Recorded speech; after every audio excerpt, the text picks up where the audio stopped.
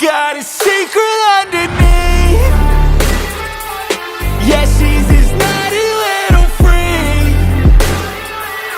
She likes to put on a show. She likes when it takes control. Knocked out at a 38-yard line. A fumble. Tackle. Do the Packers have the ball? I'll never forget it. I'm running, I'm thinking to myself, this is cool.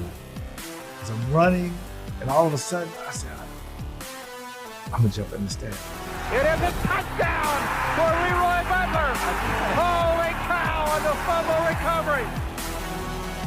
Thursday marks the 31st anniversary of perhaps the greatest celebration in NFL history, the Lambeau Leap. To help celebrate, here's a look at some of the best leaps from the 2024 season. Love takes handoff. Jacobs into the left side of the line. Touchdown! And a Lambeau leap to the south end zone stands. Kraft, the tight end, to the goal line. Touchdown! Tucker Kraft. Love. Touchdown Reed.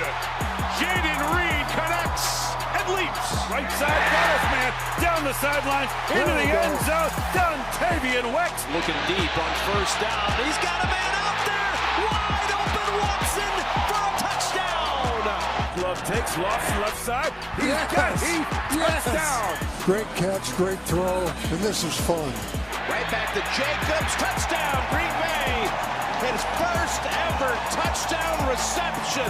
Hands it off to Wilson. Touchdown. And a chance to do a Lambeau leap. And he wants to throw. Oh, he lost it. That's a low ball. Milton. A celebration in the north end zone. He's got this to win it. Low snap. The kick. It is good. The Green Bay Packers have won.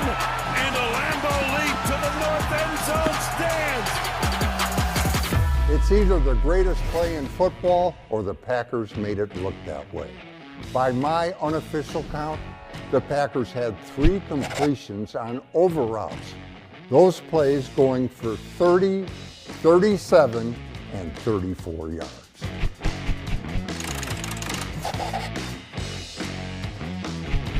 In case you were absent from school that day, the over route is where a receiver goes from one side of the field way over to the other side. It is not a go, it is not a cross, it is an over. And in this case, our receiver is Jaden Reed. You can watch the play develop, and what's interesting is Tyrann Mathieu, kind of a name brand safety. He's got eyes on Jaden. He's ready for this, but watch Jaden. He throws in a little wrinkle, a little juke, and Tyrann, the honey badger, is toast.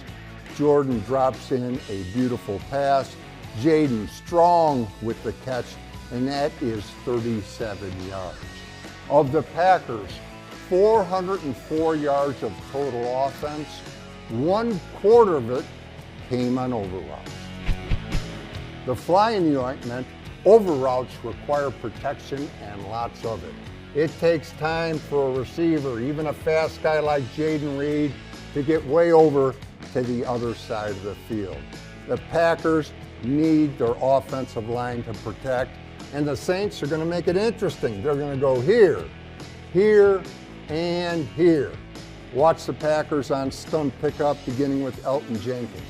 He passes to Rasheed Walker.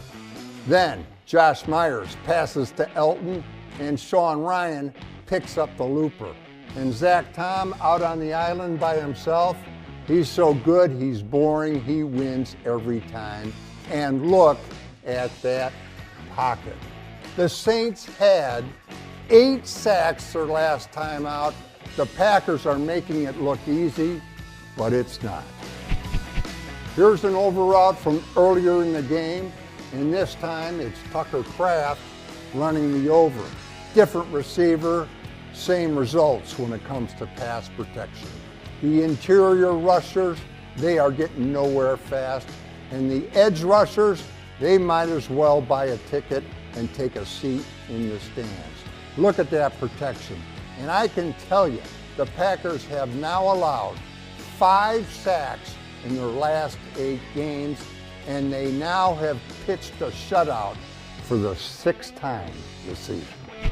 They're playing really well as a unit. They're going out there and handling business. You know, there's a lot that's put on their plate, like protections and different things that we do. So, and they're doing a great job. How was your Christmas? It was great. I was fortunate enough to have the craft Christmas at my place. Hopefully I can keep doing that whenever we have home games on Christmas. But it was a great opportunity to get around and see the family, for sure. Even my brothers I haven't seen since my wedding back in May, so it was great. Tucker, can you talk about practice today and this week, how you guys are focusing ahead of this game? What's the outlook with the playoff implications, seeding? Yeah, I mean, as I stated previously, the stamp in my mind, from last week's victory, getting us into the playoffs like that has nothing to do with the outcome of our season. The outcome of our season is based solely off of how we prepare for the next game each week. So we're going to the Vikings place, going to the bank, and be a loud, explosive environment. We're going to do our best to obviously win the game, but try to keep noise as a non-factor in the game. Try to start fast, get ahead early. I mean, that's every team's goal, but that's something we're going to focus on. As an Upper Midwest kid, what's this rivalry about? What do the Vikings do as a Packer now? I would never. I'm not a huge guy about talking on opponents anymore, because last time that happened, it got taken way out of context. So we're just going to focus on us. We're going to play our brand of football. I'll have a lot of friends and family at the game. It'll be kind of like a home game for me, so it'll be a good time. In that first matchup with the Vikings, obviously, it was Jordan's game, first game back, and you guys were kind of in that hole. But what do you kind of remember from those first, say, 3-4 drives? Really, that first half in a hole. I just remember that whole game. We just beat ourselves up. We went out there each drive, and we'd put a drive together, and then we would just shoot ourselves in the foot, and we would back up, and we didn't have great security with the ball, myself included. Fumbled on a critical drive. We were marching. We were going to go down there. We were going to score. We were going to win the game. So just things like that. Like, as the season progresses, you have to find, one play at a time. Where can I eliminate the bad? Where can I take any drawback from my game out and replace it with something more positive? So we've had a lot of season so far, a lot of games, a lot of reps to reflect. Now it's all about just seizing that opportunity this Sunday. Tucker, what's it been like playing in this division with some juggernauts in addition to yourselves this year? Yeah, we're fortunate to have a very strong division, most wins in any division in football this year. So I think it's just a tribute to the history of the North. I mean, I wouldn't say the history of the North. I don't really know much about the history of the North. I just got here like 2 years ago, so I don't know. I don't know how to answer that question. Just the love of this team, and then the explosive mindset we have. We're gonna go out there and try to hang one on every team. Dominique talked about the first meeting when you played the Vikings, and you guys did say at that time, we're beating ourselves. Drops, pre-snap penalties, yes, that stuff. How did you clean that up, though? Because it seems like a much cleaner team now as the season's gone. Well, for one, we've eliminated a lot of the pre-snap penalties, a lot of those illegal shifts or false starts, things like that. We've done a good job of limiting those. And there's other things like when we're blocking in space for screens, we got linemen downfield, we got OPIs, or we got holding calls. A lot of that is cleaned up as well. So just tribute to the men on our team, getting better with their technique. And as I said many times, we just continue to grow as the season progresses. Tucker, with your 4 losses against the teams that have a better record than you in the NFC, do you need this to kind of prove to the outside world and maybe yourselves that you're in the mix when it comes to the NFC? Can you say that again, the stat? Your 4 losses against the 3 teams that are above you, better records in the NFC, do you need this in a way to kind of prove things to yourself and other outsiders that you're one of those that can make a run in the NFC?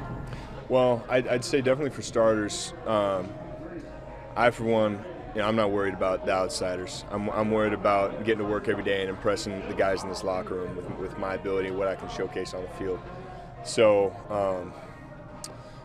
as long as we just keep with that same mentality that we're playing together and we're playing, with that one snap mentality, we're going to continue to rise to the occasion and beat good teams, because we've already beaten good teams.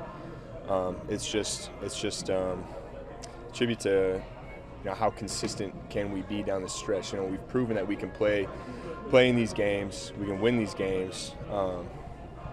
So we're just going to have to keep our foot on the pedal. We're going to have to come out fast and put points on the board early, and then after halftime come out and treat it 0-0 and do it all over again. How are you doing physically, Tucker? I'm good. Scott, everybody at this point in the season is playing through something, and if you say you're not, then good for you, or you're lying. So I'm gonna constantly do what I can to be on the field all the time, and if I'm not, then something must be really wrong with me, because I don't know. I was limited for like 6 straight weeks at the beginning of the season, and that didn't stop me. So I'm here for the boys. Two teams that are definitely not tanking, two teams at the other end of the spectrum, the Green Bay Packers and the Minnesota Vikings. Back in week 4, when Jordan Love was coming back from the MCL sooner than he should have, we believed at the time, the Vikings at Lambeau Field ran out to a 28-0 lead and held on to secure the victory and move to 4-0. The Packers have only lost a couple of games since then. The Packers have lost twice to the Lions, once to the Eagles, once to the Vikings. Elite teams they've lost to. The Vikings are 13-2. I'm 13-2 straight up picking Vikings games and 11-3-1 against the spread. And I haven't picked the outcome of I haven't picked the Vikings to win every week and they've won 13 and lost 2. I've picked other teams to win. I've picked them to lose to the 49ers. And I might pick them to lose today. Who knows? They're underdogs at home by a point, which seems a little kooky, but it's a reflection of, number one, as you say, the Vikings are the most overlooked 13-2 team we've ever seen. And everybody thinks the Packers have that Super Bowl or Super Bowl glow to them. And that's why the betting is a little out of whack, where, if this was at Lambeau, the Packers would presumably be favored by 4 points. Right. So, or more. So they're 1-point favorites at Minnesota. Chris, do you want me to go or do you want to go? Of course you got to go. Give me something about the game. We got time to kill on this one. Give me your initial thought on it, and then I'll give you my pick. Yeah, all good. I mean, you are wearing a Viking sweatshirt, so I feel like you got to lead it off. But, yeah, I think one of the biggest things is Minnesota's run defense, right, which is one of the best in football, against what I would call the best traditional run game in football, right? I know they don't have Jalen Hurts or Lamar Jackson or Josh Allen to add to the running stack. I'm talking about running back, hand off the ball up the middle. Green Bay's running offense in that capacity rivals anybody. It's as good as anybody in the sport, right? And then to couple that, like we talk about it all the time, they're a team that loves play action pass. They make you defend the whole field, and they're very good at when they drop back to pass, they got a lot of creative ways to hit 20 and 25-yard throws. So where that could pose problems for your Minnesota Vikings defense is, right, hey, we're down there in the box. We want to scare them from the run. We want to be down in there, but we're going to bail out, right? Oh, wait, okay, ready, set, hut. Oh, we're bail out. Oh, wait, it looks like he's about to give the ball to Josh Jacobs. Hold on. Oh, no, he kept it play action. Now I got to run back. Or Romeo Doubs and other guys, Jaden Reed, are going downfield. That's where I think it can pose some problems to the creativity of the Vikings defense. I think you'll have to be a little careful about how much you disguise and try to back out of looks, because you could get out of position, right, to where that could get you gashed a little bit. So that's something Brian Flores is going to have to mess with and tinker with a little bit on that side of the ball. And I think that's really, to me, the biggest part of the matchup. And that's where I'd ask you. I mean, what do you think? You think Green Bay can run the ball on this Minnesota defense and the way they've played throughout the year? Let me ask you this. In your review of the film from the first time around, how much of it was Jordan Love just shouldn't have been playing, and how much of it was Brian Flores and company did a great job of confounding him as he made his decisions and as the Packers tried to get their offense going? No, I think it was a lot of Jordan Love rusty, and they didn't even trust him at that point. That's why I think it's a different matchup. They're playing at a different level right now as far as the way he's playing. And then, like you heard me say at those times, like they were managing Jordan Love just up until 3 or 4 weeks ago, really, just because of the injury, lack of practice time. You didn't trust where the ball was going to go. It was kind of everywhere. So that's where I think it's different. He's playing pretty efficient right now, and they got that run game rolling to a different capacity. So that's where I don't expect those type of results. I am going to take the Packers here. All right, I'm going to go Packers 30-23. I think kind of a late touchdown wins it for them, or a late field goal makes them go up by 7, something of that nature. But I think they will control this game, and I think the Packers are rounding into shape to be Super Bowl-ish, like you talked about.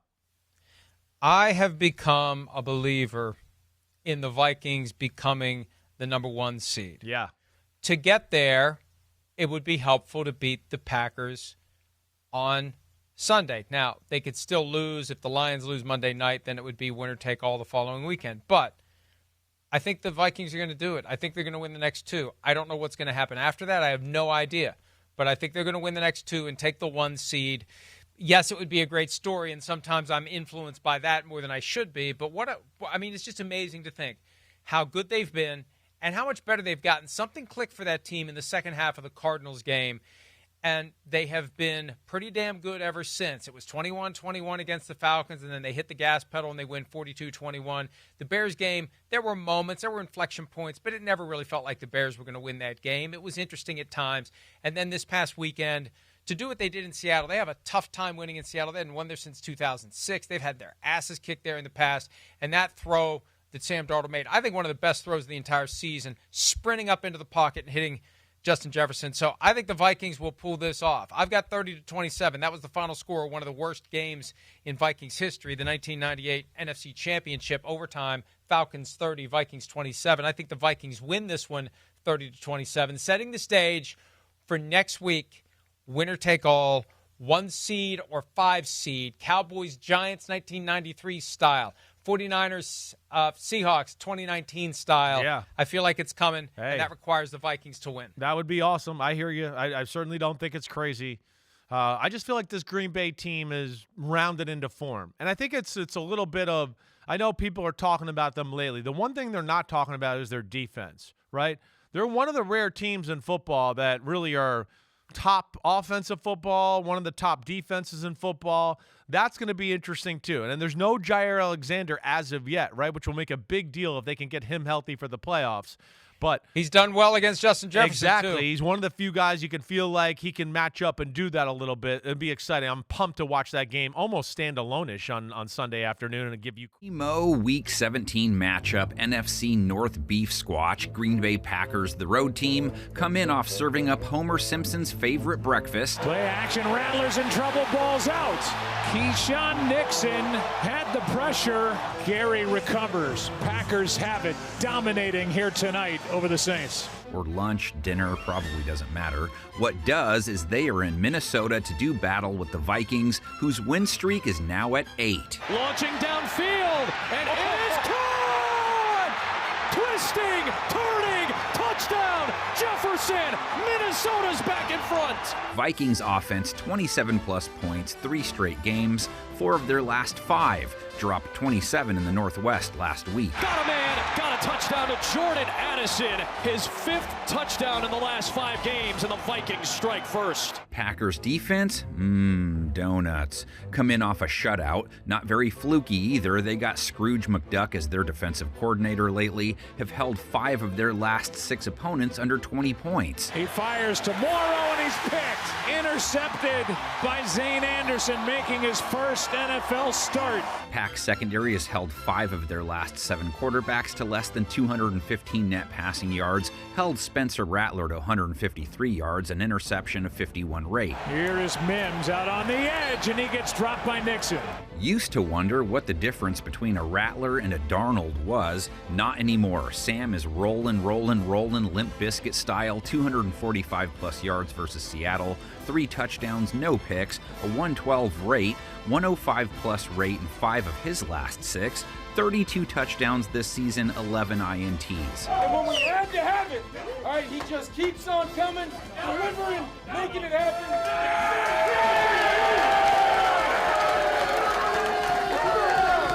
Say it every week, Darnold will take his fair share of sacks waiting for the big play. Took 3 in their win, 3+ in 4 of their last 5. In a collapsing pocket, he lost the ball for a moment. Green Bay has whipped up plenty of sackaroni and cheese this season, 3 more plates last week, 6th most sacks in 2024. Protection breaks down, and down goes Rattler. Sammy D leans on 3 guys typically. Jordan Addison, he scored versus the Hawks. 8 touchdowns for 2024, 806 yards. Darnold on the comeback route for Jordan Addison. Adjusts around Devin Witherspoon. It's a first down to the 17 of Seattle. TJ Hawkinson, 27 yards a week ago. JJ was dynamite in Seattle. 144 yards, 2 scores, 1387 for 2024 now. This guy's done it time and time again since the first play he ever played in this league. All right, best receiver in football, Justin Jefferson. Aaron Jones comes in off a 67-yard day, sent him over 1,000 yards for the season. There's another element to this offense. A very solid run for Aaron Jones as he takes a first down into Seattle territory. What kind of rush defense is Jones facing? Packers holding running backs to 4.2 a carry, right side of average. And they give it to him for the 3rd straight time, and this time he gets nothing as Kenny Clark is in on the stop. This one is just as beefy when you flip it all around. Cheese offense putting up the digits, 5 straight games, 30+ points after slapping the Saints with 34. Touchdown, Wicks wide open. Green Bay takes the early lead. Vikings defense gave up 24 points to Seattle, but held them to 2 for 10 on 3rd down. They are 2nd in points per game allowed for the year, 2nd hardest to move the sticks against. Downfield, incomplete. Trying to find Jackson Smith and Jigba. Secondary gave up 3 touchdowns to Geno Smith, 310+ yards, 95+ rate. Geno Smith floats end zone, touchdown. Jackson Smith and Jigba's in the end zone. Also picked him off twice. Only one team holding quarterbacks to a lower rate than they are. Bad throw, picked off, ball game, and Theo Jackson with his first interception of the season seals win number 13. Jordan Love next. He didn't need to do much versus the Saints, so nothing special from his stat line last week. 182 yards, a touchdown, no picks. Got it! And 37 yards on 3rd down and 12. Christian Watson, Dontavian Wicks, Romeo Doubs, quiet week 16 as well. Tucker Kraft, 63 yards. Wide open on 2nd down and 1 is Kraft. Catch and run and another big play. Jaden Reed led them versus New Orleans with 76 yards. Same deal as all year. Week to week, who Love loves changes. Papa's a rolling stone, I guess. 3rd down and 7. Another 3rd down conversion as Romeo Doubs gets in on the action. Jordan is hard to reach in the backfield. 16 sacks taken. That's 2nd fewest. Jacobs, Warner can't bring him down. First down, Green Bay. Vikings pass rush, 5th most sacks on the season. Andrew Van Ginkel got home to Geno twice, has 11 bags now. Geno Smith looking for somewhere to go, and Andrew Van Ginkel with his 2nd sack of the day. Vikings held Seattle's run game to 59 yards, 3.9 a run. 3.9 is what they're holding runners to in 2024. Only one team tougher to run on. Very complete defense they have. Try to let him eat, but not a whole lot there. They get Josh Jacobs for the 2nd time this season. Jacobs over 1,200 rushing yards for the year, 13 touchdowns, 4.4 a run. Little stiff arm for Tyrann Mathieu on top of it. 1st and goal. It's been a while since these two played. Back in week 4, Love had just come back from his opening day injury. He threw 3 INTs, eventually got back on track, ended with 4 touchdowns, and led a comeback attempt. Darnold's 375-yard, 3 TD outing was too much, though. Minnesota held on to win it, 31-29. I had to join the party, but y'all leave me. Y'all leave me.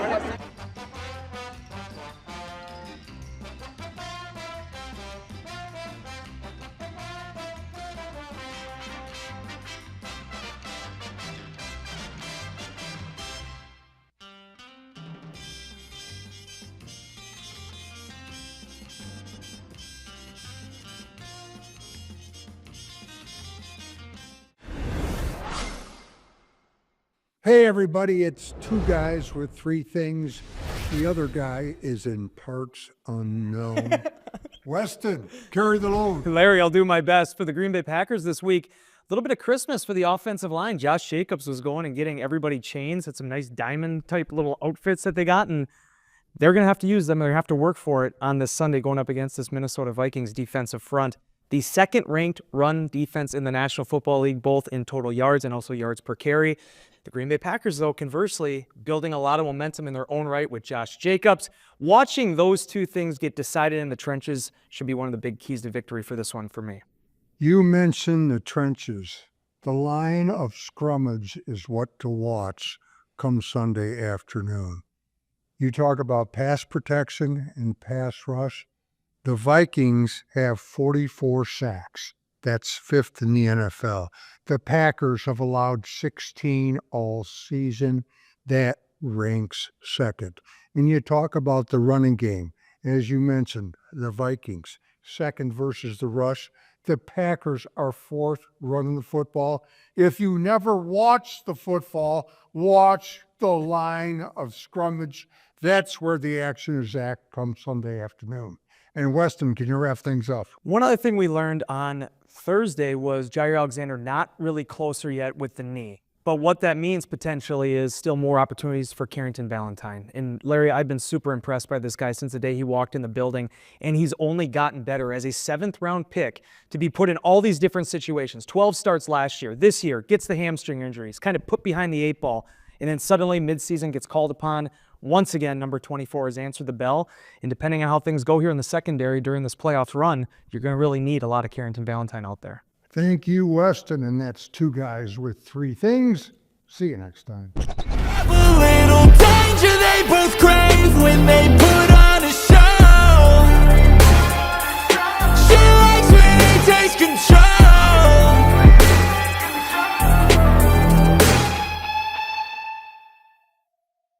Want to do is make the whole crowd bounce, y'all. Bounce, y'all. Bounce, y'all. Bounce, y'all. Bounce, y'all.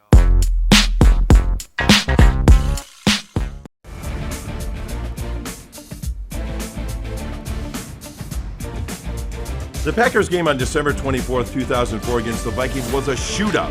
With 3:34 left in the game, Brett Favre found Donald Driver on a quick slant to tie the game at 31. Then, just as he did 6 weeks prior against the Vikings, Packers kicker Ryan Longwell drilled a 29-yard field goal as time expired to win the game 34-31.